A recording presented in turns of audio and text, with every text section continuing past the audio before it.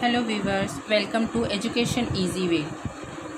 जैसा कि मैंने 3 पार्ट इसमें से बना दिया है, मैंने पढ़ा लिया है सारा कुछ। ये प्रायद्वीपीय पठार है हमारा, और इसमें जो जो चीज़ें स्थित है ना, बहुत सारी चीज़ें स्थित है। जैसे अरावली पर्वत श्रेणी है, उसके नीचे मालवा का पठार है, यहाँ पे विंध्याचल पर्वत श्रेणी है, उसके नीचे यहाँ पे सतपुड़ा पर्वत श्रेणी है।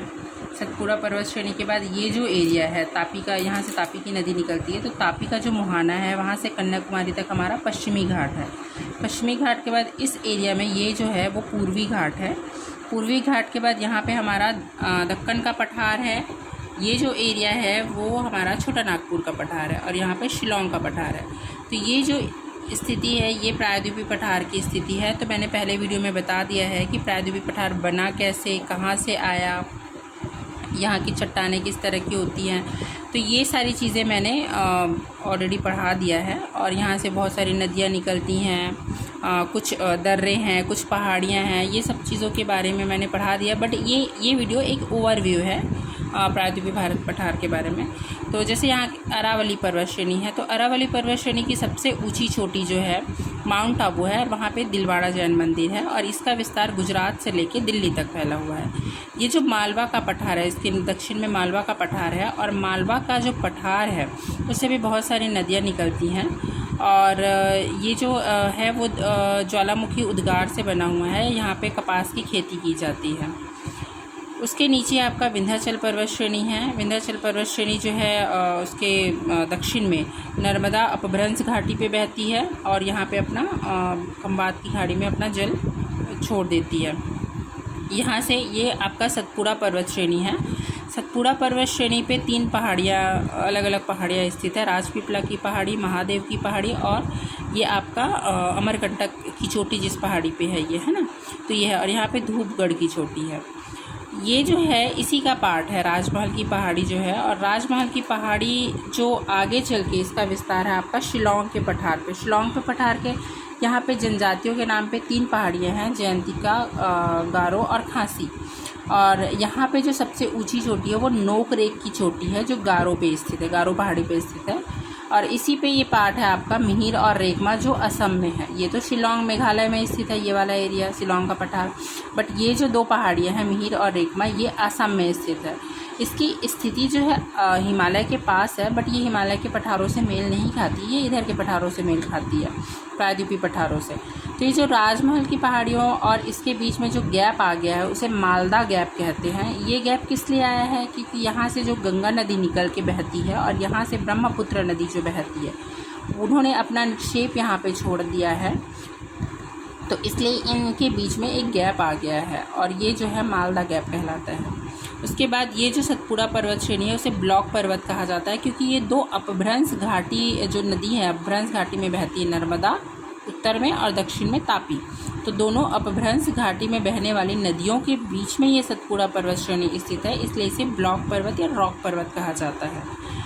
यहाँ से जो तापी नदी का मुहाना है वहाँ से लेके कन्याकुमारी तक ये जो है हमारा पश्चिमी घाट है। पश्चिमी घाट में भी बहुत सारी पहाड़ियाँ हैं और बहुत सारे दर्रे हैं, इसके बारे में मैंने पढ़ा दिया है, बट ये एक ओवरव्यू है। यहाँ पे इस पश्चिमी घाट में अपनी जैव विविधता के लिए बहुत फेमस है। और यहाँ पे जो कालसूबाई की चोटी है वो सबसे ऊंची चोटी है। देन उसके आगे महाबलेश्वर की चोटी, कुद्रेमुख की चोटी और ब्रह्मगिरी की चोटी है। और इन चोटियों से भी नदियाँ निकलती है जो इस ओर बहती है, पूर्व की ओर बहती है। और इसका जो ढलान है, नदियों के बहाव से ही हम ढलान का पता करते हैं, तो ढलान जो है पूर्व की ओर है। तो यहाँ से महाबलेश्वर से हमारा कृष्णा नदी निकला हुआ है, ब्रह्मगिरी से हमारा कावेरी नदी निकला हुआ है, और यहाँ पे महाराष्ट्र में ही नासिक एक जगह है जहाँ से गोदावरी नदी निकली हुई है। और यहाँ पे जो पश्चिमी घाट और पूर्वी घाट जिस जगह पे मिलती है वहाँ पे एक गांठ बन जाता है, जिसे नीलगिरी की पहाड़ी कहते हैं। और नीलगिरी की पहाड़ी पे ही सबसे ऊंची चोटी है डोडा बेटा की चोटी। और नीलगिरी की पहाड़ी में हमारा ऊटक मंडल है, और यहाँ पे सैगोन की और चंदन की बहुतायत मात्रा में यहाँ पे चंदन पाया जाता है। इसका विस्तार कर्नाटक, केरल और तमिलनाडु पे है। ये जो पर्वत श्रेणी आगे चल के यहाँ पे एक छोटा सा घाट फिर से मिलता है हमें। यहाँ पे 3 पहाड़ियाँ स्थित है। ये होता है हमारा अन्नामलाई की पहाड़ी, ये हमारा कार्डामम या इलायची की पहाड़ी या इलामलाई की पहाड़ी, और ये जो एरिया है वो पालनी की पहाड़ी है। तो ये जो पहाड़ियाँ मिलती है इस एरिया पे भी एक गठान पड़ जाता है, और इस घाट पे जो चोटी है, ऊंची चोटी, उसे अनाई मुदी की चोटी कहते हैं। और इस एरिया पे हमारा पश्चिमी घाट है, और पश्चिमी घाट हर जगह से कटा फटा है क्योंकि यहाँ से जो नदियाँ बहती है उन नदियों ने इसे काट छाट कर दिया है। और जहाँ पे गोदावरी और कावेरी नदी, कृष्णा नदी जहाँ पे अपना डेल्टा बनाती है, वहाँ पे ये पूर्वी घाट पूरी तरह से गायब है। ये जो ग्रीन में आपको दिख रहा है वो आपका दक्कन का पठार है। दक्कन का पठार जो है ये भी आपका महाराष्ट्र, छत्तीसगढ़ और उड़ीसा पे फैला हुआ है। और ये दक्कन का पठार जो है ज्वालामुखी के उद्गार से इसका भी निर्माण हुआ है, इसलिए ये बहुत उपजाऊ है और कपास की खेती के लिए बहुत उपयोगी है ये कपास की खेती के लिए। और इसी का पार्ट हमारा दंडकारण्य का पठार है जो छत्तीसगढ़ और उड़ीसा में स्थित है। इसका विस्तार जो है यहाँ पे विस्तारित है।